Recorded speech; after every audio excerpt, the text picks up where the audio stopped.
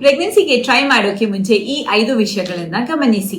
ಮೊದಲನೇದಾಗಿ, ನಿಮ್ದು ಏನೇನ್ ಚೇಂಜಸ್ ಅನ್ಕೊಂಡಿದ್ದೀರಾ ಪ್ರೆಗ್ನೆನ್ಸಿ ಆದ್ಮೇಲೆ, ಸ್ಮೋಕಿಂಗು ಇಲ್ಲ ಡ್ರಿಂಕಿಂಗು, ಕಾಫಿ ಟೀ ಕಮ್ಮಿ ಮಾಡೋದು, ಚೆನ್ನಾಗಿ ನಿದ್ದೆ ಮಾಡೋದು, ಹೆಲ್ದಿಯಾಗಿ ತಿನ್ನೋದು, ಇದನ್ನ ಮೊದಲನೇ ಶುರು ಮಾಡಿ.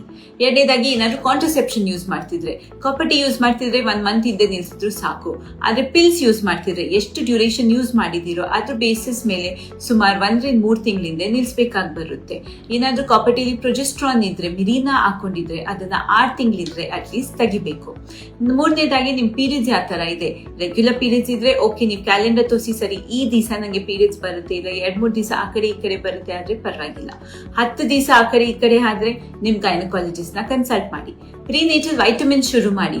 ಫೋಲಿಕ್ ಆಸಿಡ್ ಇರ್ಬೋದು, ಇದೇ most important vitamin. 400 microgram folic acid per day at least 3 months pregnancy try ಮಾಡೋಕೆ ಮುಂಚೆ ಶುರು ಮಾಡಬೇಕು. ಅಂಡ್ ಫೈನಲಿ, ನಿಮ್ ಪ್ರೀ ಕನ್ಸೆಪ್ಷನಲ್ ಚೆಕ್ಅಪ್ ನ ಮಾಡಿಸ್ಕೊಳ್ಳಿ. ನಿಮ್ OBGYN ನ ಕನ್ಸಲ್ಟ್ ಮಾಡಿ, ನಿಮ್ ಹಿಸ್ಟ್ರಿ ಎಲ್ಲ ತಗೊಳ್ತಾರೆ, ನಿಮ್ ಬೇಸಿಕ್ ಇನ್ವೆಸ್ಟಿಗೇಷನ್ಸ್ ಮಾಡ್ತಾರೆ. ಎಲ್ಲ ಚೆನ್ನಾಗಿದ್ರೆ ಆಮೇಲೆ ಪ್ರೆಗ್ನೆನ್ಸಿಗೆ ಟ್ರೈ ಮಾಡೋದು ಶುರು ಮಾಡಿ.